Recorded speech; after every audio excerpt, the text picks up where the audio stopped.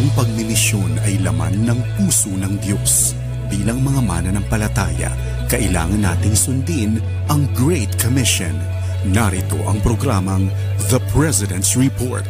Bibigyan tayo ng ulat ni Dan Andrew Cura ukol sa gawain ng Far East Broadcasting Company Philippines at kung paano tayo maaaring maging kabahagi sa ministeryo ng pagpapahayag ng mabuting balita sa pamamagitan ng radyo.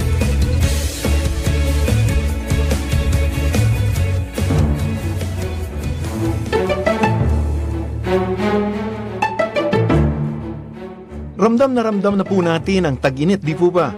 Kung dati ang katapusan po ng Pebrero ay malamig pa ang simoy ng hangin, nung nakaraang linggo, abay umaabot na po sa higit na 30 degrees Celsius ang temperatura. At yung tinatawag na feels like o yung tamang init sa balat ay nasa 38 degrees Celsius na po. Paano na kaya kung opisyal ng tag-init dito sa Pilipinas? Nako, gayon pa man ay tulad ng dati, mainit pa rin pagbati po sa inyong lahat. Ako ang inyong kaibigan, si Dan Andrew.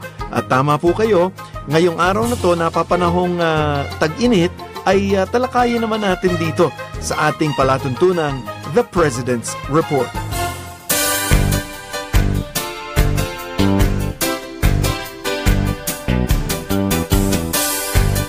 Alam nating lahat na ang buwan ng Marso ay Fire Prevention Month o buwan ng pag-iingat laban sa sunog. Marahil ang nasasaksihan po ninyo ng mga parada ng mga bumbero sa inyong mga lugar noong unang araw pa lamang ng buwan na ito. Dito nga po sa opisina ng FEBC sa Ortigas ay tanaw namin ang paradang ginawa ng Mandaluyong at Pasig. At sa taong ito, ang tema ay Ligtas na Pilipinas, ang ating hangad. Pag-iingat sa sunog, sa sarili ipatupad. Hayaan niyo pong bigyan ko kayo ng kaunting tips para naman ligtas ang ating buhay mula sa sunog, lalong-lalo na sa matitinding init na ating nararanasan. Ang mga paalalang ito ay hango sa babasahin na inilathala ng Bureau of Fire Protection. Una, sa mga nagluluto, bantayang mabuti ang niluluto, lalo na kung kayo'y nagpiprito. At siguraduhing patay na ang apoy bago lumabas ng kusina. Pangalawa, kung napansin ninyong umuusok ang mantika sa kawali o anumang lutuan, agad na patayin ang kalan at hayaang lumamig ng bahagya ang mantika bago magpatuloy sa pagluluto. At huwag buhusan ng tubig ang piniprito kung sakaling umapoy ito. Sa halip, kumuha ng basang tela o basahan na pwedeng itakip dito. O kung meron naman po kayong takip ng inyong pinaglulutuan, takpan nyo lang po. Gayon din ang mga maluluwag na switch, mga maluluwag na saksakan, o umiinit na wiring dahil sa dumi o sa mantikang maaaring nakapasok sa saksakan. Ayusin rin ang anumang sira sa mga koneksyon at huwag gamitin ang depektibong mga appliances. Isa pa, laging maging mapagmatyag. Ito ang ilan sa mga maaaring pagmulan ng sunog. Patay sindi ang ilaw, may spark sa mga koneksyon, pag-init ng mga kable, at palaging pag nagtitrip ang circuit breaker. O ayan po, mga praktikal na tips lang po para mapanatili ang kaligtasan sa ating sambahayan laban sa mga sakunang tulad ng sunog.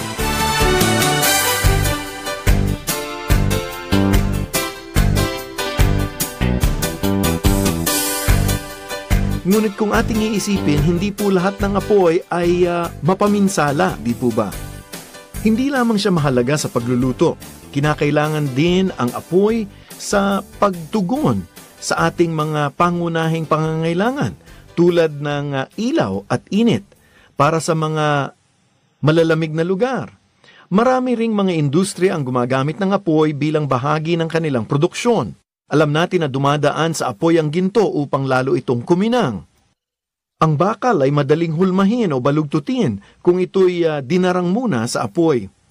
Sinabi nga ni Apostol Pedro, ang ginto, bagamat nasisira, ay pinapadaan sa apoy upang malaman kung talagang dalisay. Gayon din naman ang inyong pananampalataya, na higit na mahalaga kaysa ginto, ay sinusubok upang malaman kung ito'y talagang tapat. Sa gayon, kayo'y papupurihan, dadakilain at paparangalan sa araw na mahayag si Hesukristo. Alam niyo po, ito'y nakaka-encourage na malaman kung paanong hinihipo ng Panginoon ang mga taong tumutugon sa panawagan niya sa kanilang naririnig sa mga broadcast ng FEBC. Natatangi po ang patutuong nakasulat sa aklat ng More Precious Than Gold. Naglalaman po ito ng 50 kwento ng ating mga tagapakinig. Sa isang sinulat na pinamagatang First Fruits, may mag-asawang mula sa Mindoro, si Ginoo at Ginang Lope at Gregoria Paras. Sila ang unang mga naging mananampalataya sa pamamagitan ng programang Bukas na Aklat ng 702 DZAS. At kamangha-mangha ang bunga ng kanilang patutuo sa kanilang lugar. Nagsimula ito noong gabi-gabi silang nakikinig sa radyo. Pagkaraan ng 1 taon, isinuko nila ang kanilang buhay kay Kristo.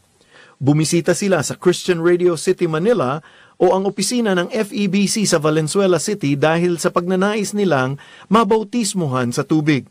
Napaka-espesyal ng pagdalaw na iyon sa mga staff dahil sa wakas, personal nilang nakita ang bunga ng kanilang ministeryo sa radyo.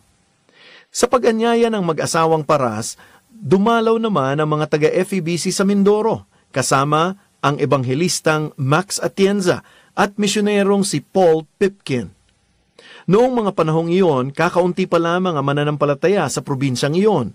Nagdaos ng isang krusada ang mga staff kung saan 35 katao ang tumugon sa panawagang tanggapin si Kristo bilang kanilang tagapagligtas.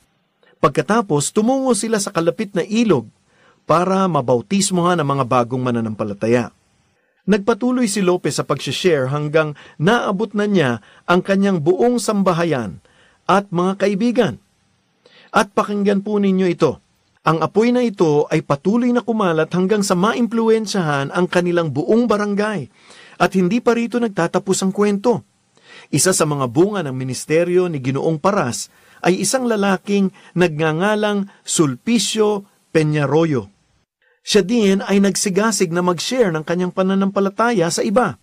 Di nagtagal, siya ang naging pastor sa probinsya ng Marinduque. Malaki ang kontribusyon nitong mga paglaganap ng Kristyanismo sa kanilang lugar. Yan ang tinatawag na wildfire. Ang kwentong ito ay nangyari noong dekada 50. Subalit hanggang sa ngayon ay marami pa ring mga taong naririnig ang mga ganitong mga patutuo. Patunay na patuloy pa rin kumikilos ang ating Diyos ng himala.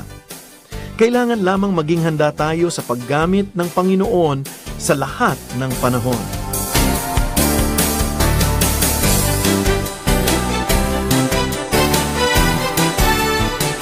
Sana po ay patuloy ninyong isama sa panalangin ng mga programa ng FEBC.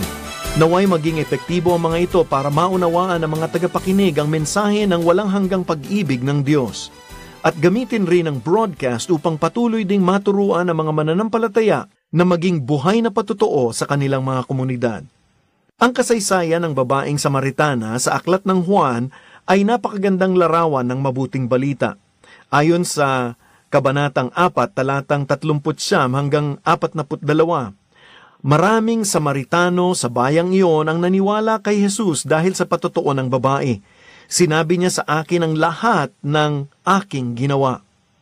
Pagkatapos, sinabi nila sa babae, naniniwala kami ngayon hindi dahil sa sinabi mo kung hindi dahil sa narinig namin siya. Alam na naming siya nga ang tagapagligtas ng sangkatauhan. Muli po, maraming salamat sa inyong pagsama at hanggang sa muli, sana po'y patuloy kayong mag-apoy para sa Panginoon. Ito po ang inyong lingkod at kaibigan si Dan Andrew para sa The President's Report.